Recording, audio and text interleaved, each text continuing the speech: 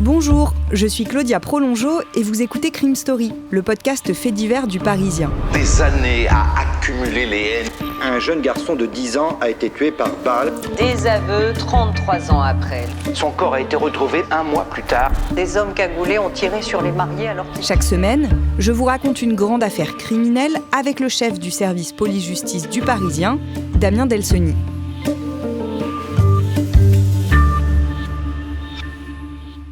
Bonjour Damien. Bonjour Claudia. Aujourd'hui dans Crime Story, l'histoire du vol de plusieurs peintures de Claude Monet au musée Marmottan. Oui, car bien avant le Louvre et le spectaculaire vol de bijoux, il y a eu d'autres cambriolages, d'autres vols dans des musées, et notamment un au musée Marmottan dans le 16e arrondissement de Paris. C'était en 1985. Ça a causé la disparition d'un chef-d'œuvre du maître impressionniste. L'enquête a duré des années et a mené la police jusqu'à l'autre bout du monde. Le dimanche 27 octobre 1985, à 10h, le musée Marmottan ouvre ses portes. C'est un ancien hôtel particulier, situé rue Louis Boilly, à quelques pas du bois de Boulogne.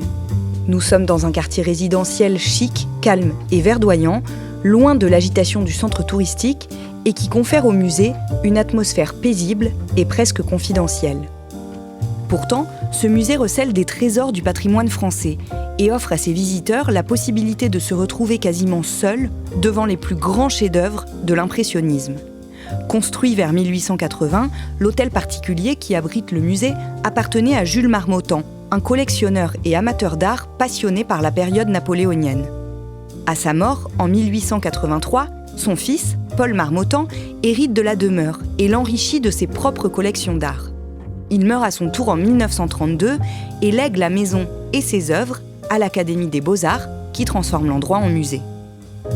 Marmottan ouvre ses portes au public 2 ans plus tard, en 1934. C'est alors un petit musée agréable et bien conservé. Mais dans les années 1950, il change complètement d'envergure. Michel Monet, le fils unique de Claude Monet, célèbre peintre et père du mouvement impressionniste en France, lègue au musée toute la collection de son père. Il y a là des tableaux, des esquisses, des dessins, des lettres, des objets personnels. Grâce à ce don exceptionnel, le musée devient le plus grand fonds d'œuvres de Monet au monde. Bien qu'un peu à l'écart et beaucoup plus petit que d'autres musées parisiens comme le Louvre ou le musée d'Orsay par exemple, Marmottan devient un incontournable du patrimoine culturel français. Au rez-de-chaussée, on trouve les salons historiques de la maison, avec leurs boiseries, leurs tentures et leurs meubles d'époque. Mais ce qui intéresse surtout le public, c'est le niveau inférieur et les galeries Monet. C'est ici qu'est exposé le cœur du musée. Du célèbre peintre impressionniste, on peut admirer d'immenses toiles représentant les nénuphars qu'il a peints jusqu'à la fin de sa vie dans sa maison de Giverny en région parisienne, ses célèbres vues de la cathédrale de Rouen, ou encore ce chef-d'œuvre, trésor du musée, qui a donné son nom au mouvement impressionniste, Impression Soleil Levant. Le dimanche 27 octobre 1985, donc, à 10h, les visiteurs affluent et filent directement vers le -1. Soudain, 5 hommes qui viennent de prendre des billets dégainent des armes dans le hall d'entrée. L'un d'eux prend en joue le chef des gardiens qui s'en souvient encore. Il y avait une quarantaine de visiteurs dans le musée, raconte-t-il. Tout était calme lorsque les 5 hommes armés ont fait irruption. L'un d'eux m'a braqué un revolver sur la tempe, un autre hurlait aux visiteurs de se coucher par terre. Pour moi, ça a été un vrai cauchemar. Les 5 gangsters, sous la menace de leurs armes, enferment dans un cagibi les 9 gardiens du musée et regroupent la quarantaine de visiteurs dans une salle. 3 membres du commando se précipitent alors dans les salles Monet, au sous-sol, pour y décrocher des toiles. Puis ils remontent dans la salle du rez-de-chaussée et y décrochent d'autres toiles. Ils cassent notamment une petite vitrine pour en sortir 2 tableaux de petit format. Les gangsters connaissent parfaitement la disposition des salles et choisissent sans hésitation les tableaux. Une responsable du musée dira plus tard « C'était des connaisseurs, ils savaient ce qu'ils étaient venus chercher ». Les tableaux en main, ils ressortent du musée et les mettent dans le coffre d'une voiture garée en double file devant. Ils démarrent. La scène a duré moins de 10 minutes. Du jamais vu en France, en plein jour, armes à la main, en présence d'une trentaine de visiteurs qui ne croyaient pas leurs yeux, 5 gangsters ont commis un hold-up pour le moins audacieux au musée Marmottan à Paris. Ils ont décroché en toute tranquillité 9 tableaux de maître, parmi lesquels 4 Monet et 2 Renoir. Damien, aucune alarme n'a été déclenchée. Non, parce que dans la journée, il est impossible en réalité d'amorcer le système d'alarme. Un des gardiens va d'ailleurs expliquer que si le système d'alarme était branché en journée, en raison des visiteurs qui s'approchent des toiles, il pourrait y avoir des déclenchements, des fausses alertes. Donc dans la journée, on coupe l'alarme au musée Marmottan. Donc la sécurité des toiles qui sont exposées dans 15 salles réparties, on l'a dit, sur plusieurs étages, elle n'est assurée que par les 9 gardiens qui sont présents en journée, des gardiens qui ne portent pas d'armes sur eux. La nuit, en revanche, évidemment, tous les tableaux ainsi que les portes et les fenêtres du musée sont branchés sur un système d'alarme qui est relié au commissariat de police le plus proche dans l'arrondissement. Alors manifestement, les hommes qui ont organisé ce braquage dans le musée étaient parfaitement au courant de cette organisation de la sécurité, c'est-à-dire beaucoup d'alarmes la nuit et pas d'alarmes le jour, uniquement des gardiens. Donc, en attaquant à l'ouverture, ils savaient qu'ils auraient en quelque sorte un moment plus facile, une faille dans la sécurité du musée. Une fois les hommes partis, le personnel du musée fait le tour du bâtiment pour constater l'étendue des dégâts. Oui, alors évidemment, les visiteurs sont sous le choc de cette attaque à main armée parce qu'ils ont tous été menacés par des armes. Donc il y a d'abord la gestion humaine qui est assez importante. Personne n'a été blessé. Et la deuxième question, c'est qu'est-ce qu'il manque ? Qu'est-ce qui a été volé dans le musée ? Donc effectivement, les gardiens font le tour des salles, constatent que plusieurs tableaux manquent à l'appel. 2 Renoirs ont disparu, dont un portrait de Claude Monet. La femme à l'éventail a également été volée, c'est un tableau de Berthe Morisot.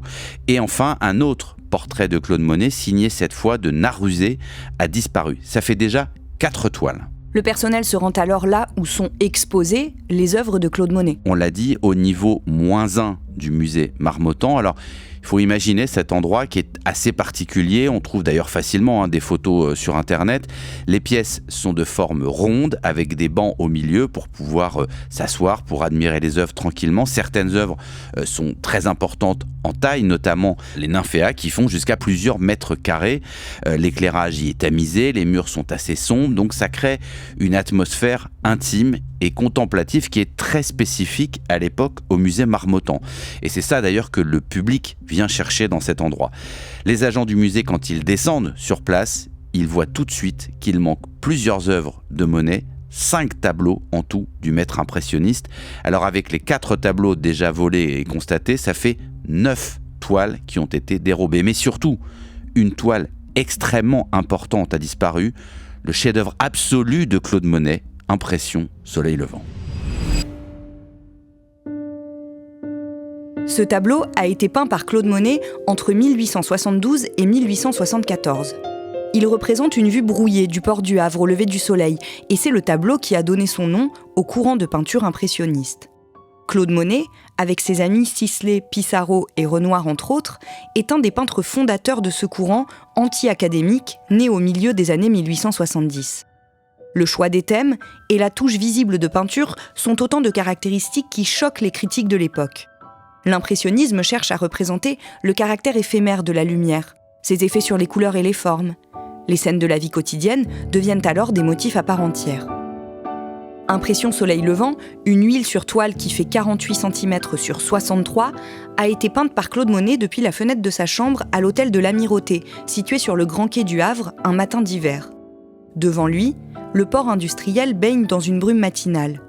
Le soleil rouge-orangé, à peine levé, se reflète dans l'eau calme. Les silhouettes sombres de bateaux de pêche glissent sur la mer. À l'arrière-plan, les mâts, les grues et les fumées des navires de commerce se fondent dans la brume bleutée. L'ensemble est vaporeux, crée un sentiment presque irréel. Et c'est là tout le projet de Claude Monet. Il ne veut pas représenter le port du Havre tel qu'il est, mais montrer l'impression fugitive de ce qu'il voit à un instant précis et qui ne sera plus jamais vu de la même manière. Difficile d'estimer la perte que représente pour le musée Marmottan et pour la France la disparition d'une toile si emblématique et si importante pour l'histoire de l'art. Parmi ces tableaux, le plus célèbre de Monet, Impression Soleil Levant, sa disparition est sans doute un événement aussi important que le vol de la Joconde au Louvre en 1911. Quelques jours après le vol, le coût des 9 toiles de maître dérobées est cependant chiffré à plus de 100 millions de francs, soit plus de 30 millions d'euros. Le montant du butin, mais aussi et surtout la rapidité d'exécution du braquage, laisse la police sans voix. Jusqu'à présent, le musée Marmottan n'avait été victime que d'un vol, à la sauvette celui-là. En 1981, une miniature avait été décrochée également en plein jour devant des visiteurs, mais cette fois-ci par un homme sans armes.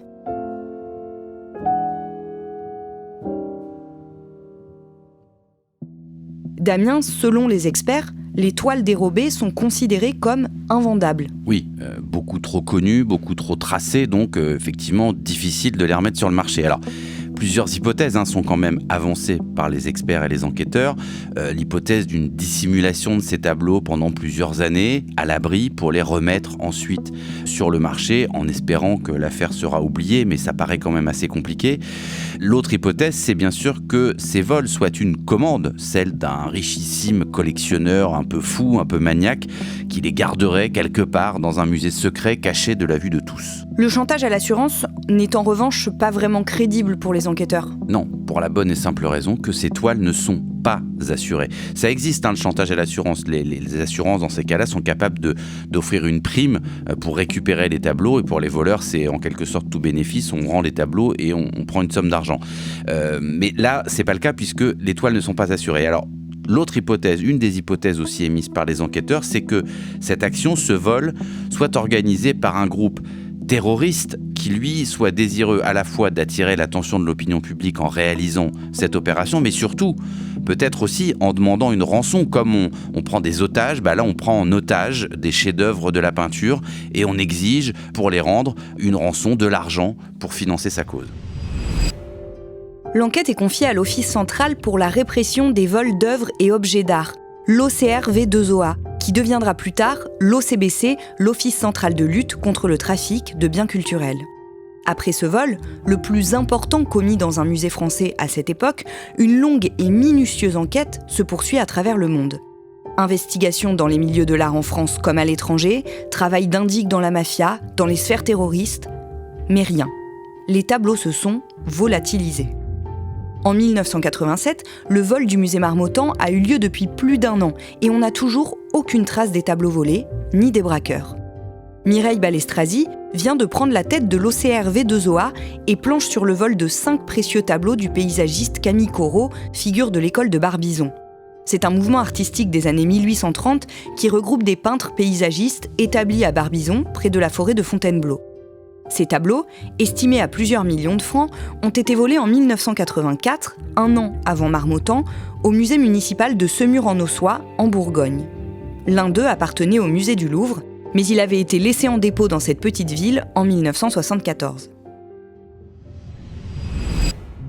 Damien, déjà, est-ce qu'on peut en dire plus sur ce nouveau personnage, Mireille Balestrazi ? Alors, Mireille Balestrazi, c'est une pionnière. Elle a passé le concours d'entrée de l'École nationale supérieure dès qu'il a été ouvert aux femmes. Avant, le métier de policier et de commissaire n'était pas ouvert aux femmes. Elle est l'une des premières d'ailleurs à obtenir ce diplôme et à devenir commissaire de police en 1978. La même année, elle va prendre la direction d'un groupe de répression du banditisme à la direction centrale de la PJ de Bordeaux. Elle est ensuite mutée en région parisienne, à Creil, dans l'Oise, puis elle se rapproche de Paris. Elle prend le poste de commissaire d'Argenteuil, dans le Val d'Oise, et puis donc elle est nommée à la tête de cet office, cet OCRV2OA, en 1987. En 1987, donc, elle travaille sur le vol de ces tableaux quand elle va faire un lien inattendu avec le Japon. Oui, 1 an plus tôt, au petit matin, le 25 novembre 1986, il y a eu un braquage spectaculaire à Tokyo. On est très loin de Paris, on est très loin du musée Marmottan. Là, c'est un fourgon de transport de fonds de la banque Mitsubishi qui est stoppé net en pleine tournée dans une rue assez passante, assez populaire de Tokyo. 3 hommes cagoulés surgissent, habillés en bleu de travail de mécaniciens. Ils brandissent des bombes lacrymogènes, des armes qui s'avéreront être factices, et ils dérobent la somme astronomique de 333 millions de yens, ce qui correspond à l'époque à environ 14 millions de francs, soit plus de 4 millions d'euros si on fait des conversions. Ce crime, ce braquage commis en plein jour va agiter un pays qui n'est pas habitué à ce type d'attaque. Dans un éditorial, un journaliste du Yomiuri Shimbun, le quotidien le plus lu du Japon, estime que ce vol a semé le malaise dans notre société et selon lui, le coût social est inestimable. Le butin est absolument colossal et n'a à ce stade rien à voir avec le vol des tableaux en France. Oui, mais les malfaiteurs qui ont commis ce braquage à Tokyo vont abandonner la camionnette qu'ils ont utilisée pour commettre leur larcin. À l'intérieur, la police japonaise va évidemment prélever des empreintes, essayer de retrouver toute trace possible de ces braqueurs. Et là, coup de théâtre. Les empreintes qui se trouvent dans cette camionnette au Japon qui a servi à un braquage de fourgon, elles recèlent des empreintes digitales similaires à celles qu'ont laissées les cambrioleurs du musée de Semur en Ossois, en Bourgogne.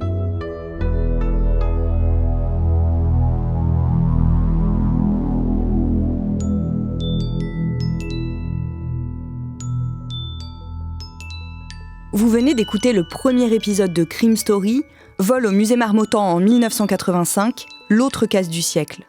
Suite et fin de ce podcast dans le 2e épisode, déjà disponible sur toutes les plateformes d'écoute et sur leparisien.fr. Crime Story est le podcast fait divers du Parisien.